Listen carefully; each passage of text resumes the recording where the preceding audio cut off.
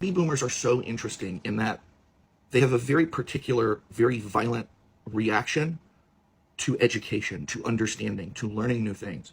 And I'm old enough to have had experiences with the silent generation and the generation before that. And the way those generations still wanted to sort of understand how the world worked to some degree. But the way a baby boomer will never admit that they don't know everything is so interesting. And younger Gen X and millennial parents are kind of the first generation of parents to look at their kids and say, I don't know it all. But if you look back, if you have a lot of experience working with baby boomers, if you have a lot of experience with baby boomers as parents, really look back and ask yourself how many times they looked you square in the face and said, I don't know, let's go find out together. Think about how many times they said, this is the answer, and then when you told them they were wrong, they fought you tooth and nail.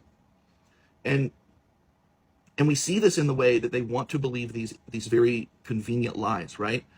Even though, there was no reason that they should have not known that the Affordable Care Act and Obamacare were the same thing.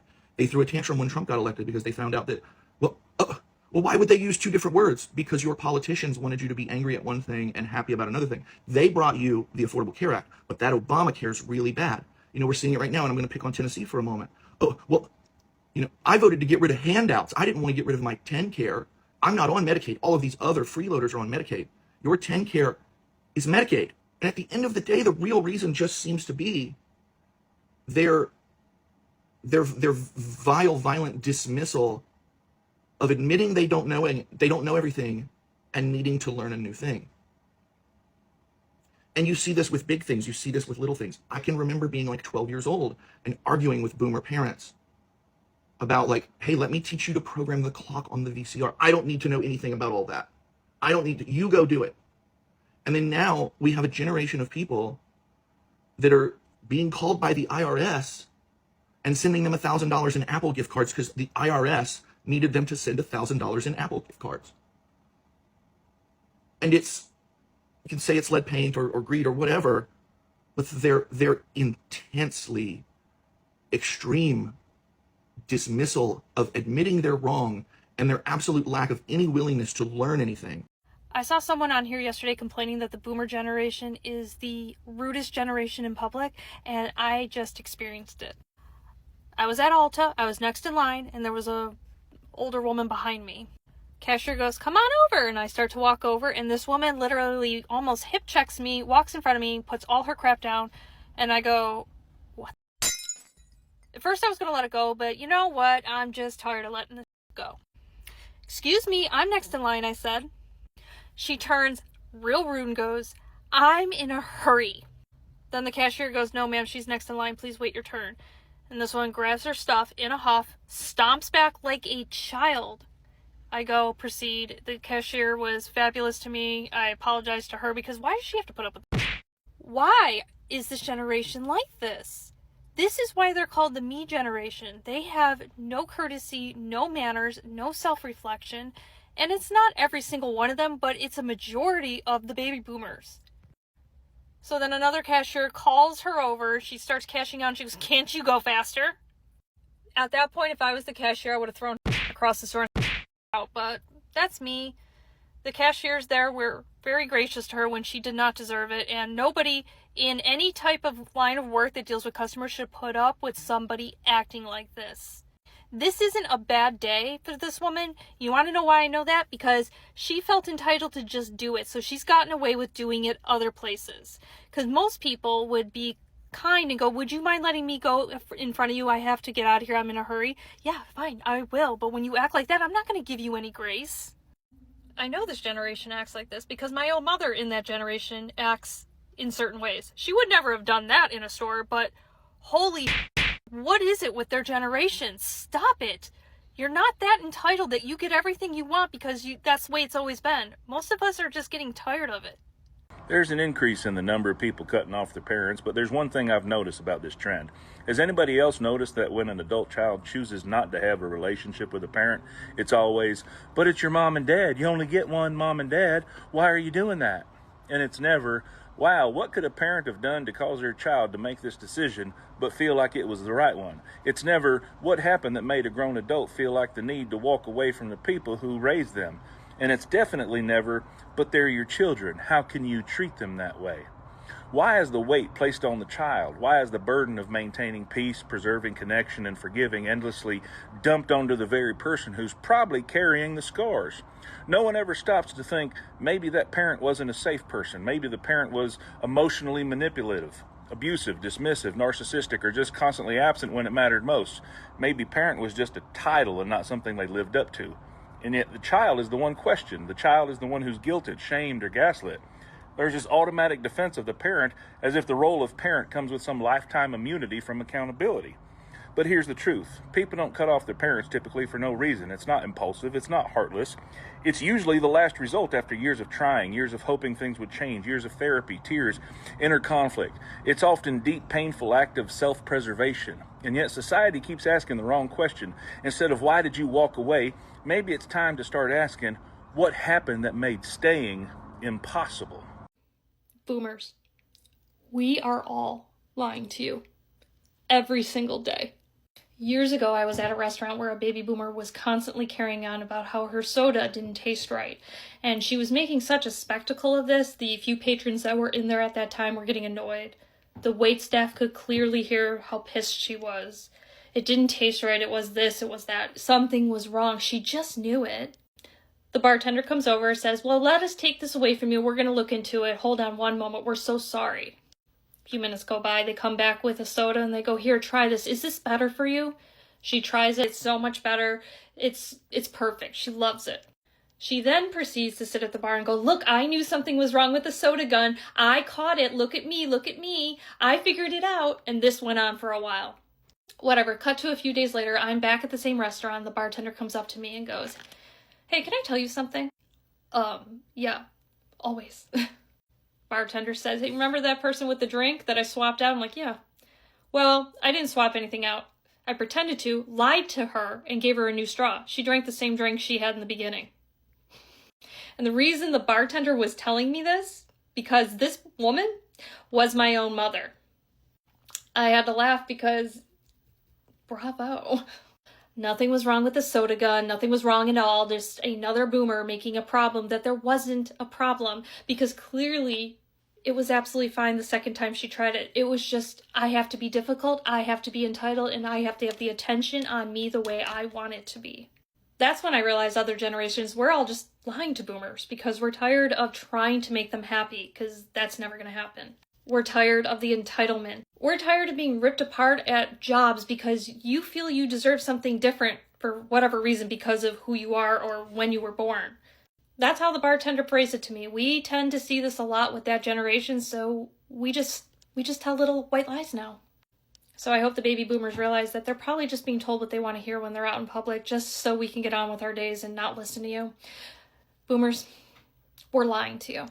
Have you ever had a conversation with your parents that made you realize just how out of touch older generations are? I was talking to my mom about how I haven't paid my ER bill because I just don't have the money. Once I pay for my mortgage and bills and stuff, I just don't have money left over to pay the ER bill, which was about $1,000. I managed to get it lowered to $722, but still. But when I told her how much the bill was, she said, I thought you had insurance. She immediately assumed that I did not have health insurance. So I clarified, actually I did at the time. I had health insurance through my employer. So she made another assumption that I just had bad health insurance and maybe I was paying such a small amount for bad insurance. So I clarified, actually I pay $200 out of every paycheck, so $400 a month for that insurance. And everything included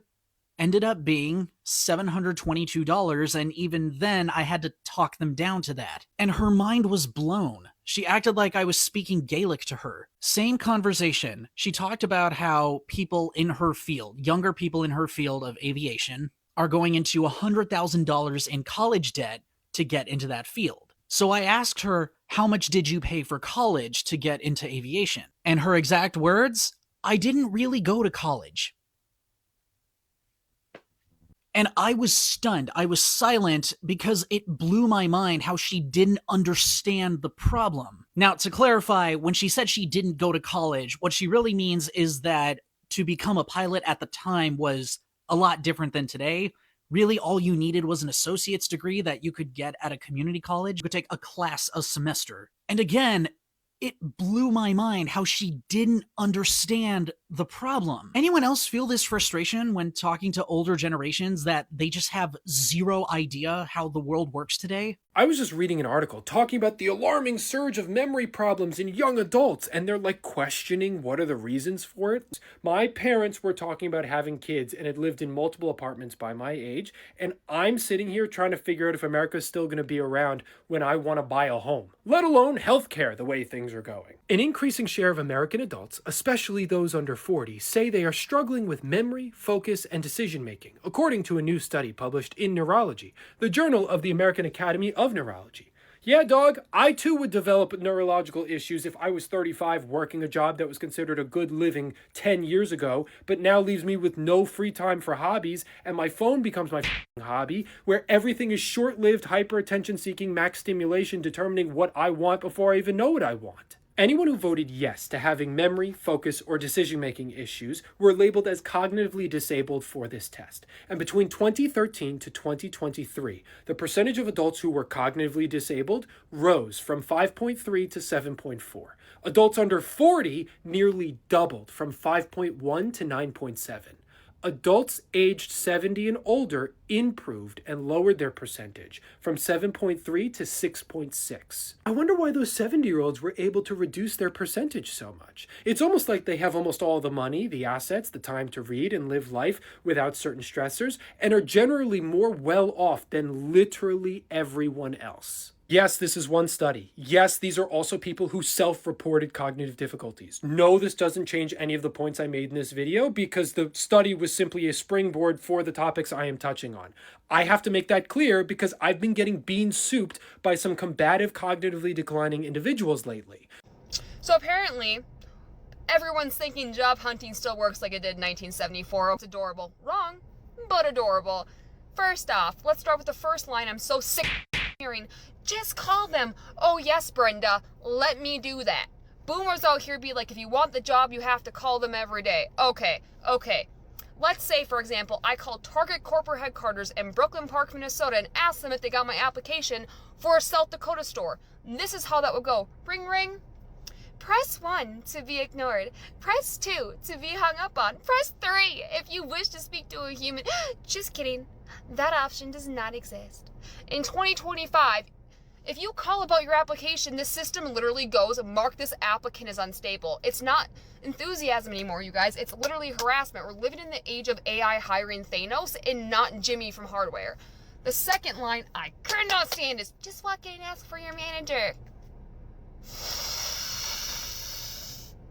Sweetie, you walk in and you ask for the manager and see what they do for you, because this is how it works. Either they call security on you because, for one, you bypass company policy, right? Secondly, the managers there are not allowed to hire you. They have a dedicated recruitment team for that. A basic manager cannot hire you. Thirdly, they're definitely only getting paid to survive, not to make the decisions of hiring you, and they're literally going to be like, what do you mean hire you? I don't even get to approve my own lunch break. Thirdly, back in my day, okay, boomers, back in your day, you walked in, you said, are you all hiring, right? And the manager, who actually had authority to hire you, said, start on Monday, and you bought a house off that salary. We're now on nightmare difficulty level now. And then, the most infuriating part is the real 2025 hiring process, isn't it? This is how job hunting works in today's world. Step 1, you apply, usually online. It's very rare they have paper applications. Step 2, your resume gets scanned in by a robot. Step 3, that robot decides you are unworthy for not using the word synergy in your application. Step 4, you never hear back. And step 5, eventually a job is reposted because they wanted 5 years of experience and a master's degree for $14 an hour. So we are not rejected by people anymore, you guys. We are rejected by AI software. Boomers, you only had to impress one manager. We have to impress the algorithm gods. And when you do get an interview, boomers got, tell me about yourself. I would have responded with, I love photography. It's what I do in my free time. And that means I'm also detail oriented because I do editing of my own photos. But what do we get? What do we get? We get, describe a time you overcame adversity while juggling flaming chainsaws on a tightrope if the tightrope represented our profit goals. And if you don't smile enough, HR will write in your file, didn't seem passionate about spreadsheets, do not hire. But the real issue, boomers love saying young people don't want to work anymore, but actually we do want to work. We can't get past digital guard dogs. We're not lazy, we are pixelated now. It is not the same as when you were getting a job back in 1974. Boomers are so delusional. So a couple of years ago, I was working a construction job, and I was looking for a part-time job on top of the full-time construction gig. And I just wanted something that was laid back. A company ended up reaching out to me. They were impressed with my private security background and said, hey, we would like for you to work security in the mornings for this grow house. It was in a state where, had been recently legalized. So I said, yeah, sure, a couple hours in the morning. Be a nice, easy start to my day, and then I can go to my construction job in the afternoon. No problem. So I'm sitting there at this facility, and mind you, it's just a grow house, not a dispensary. Some boomer comes up with a really, really nice looking Ford F-150. And when I say really nice looking, I mean, it was waxed, it was polished, every single last chrome piece on it had been spit shined, and never seen a day of work in its life despite being several years old. Typical F-150 owner. So anyways, this boomer gets out, and he walks in and starts talking to me about a job. And I said, well, okay, we've got this little pamphlet right here that you can take. It explains how to, apply online. And he's like, no, I want to speak to a manager. It's like, buddy, this isn't a service center. This isn't a dispensary. Like, managers are in back and they're working right now, and they are not coming up here for you. It's like, no, go get them. I'll wait. It's the entitlement on this. I mean, I just try to explain to this guy, like, look, nobody's taking paper applications or talking to the manager anymore. You have to apply online. That's the way it is basically everywhere in this country. And if it's not, it's an anomaly. This guy was so insistent. And I was like, do you have some sort of like previous experience or something like that in grow houses? And he's like, no. I was like, do you have any idea of a position that you might want? He's like, manager. Like, so you want to be a manager, but you don't have any sort of previous experience? And he's like, well, yeah, like that, or just a supervisor. Eventually, I just ended up kicking that guy out. But we were always wondering what it would be like for boomers to use their own advice when it comes to looking for jobs. And that's it. I was privileged enough to see that. And holy are they out of touch. If you are a boomer, if you were born between the years of 1946 and 1964, you better save this video because you and I are going to have a conversation. And who am I, do you say? My name is Trish Law. I'm a trauma-informed life coach, and I'm helping your kids clean up your mess. Yeah, I said it. And you know you're a boomer if that offended you. She's really harsh. This just feels really attacking to me. Oh, then you're a boomer, 100%. If you're wondering why your kids have created space from you and you want that to improve, keep watching. If you want to keep playing the victim, scroll. Now I'm going to give you about $1,500 of free coaching here. So if you're still here, you better listen because this is going to be some tough love.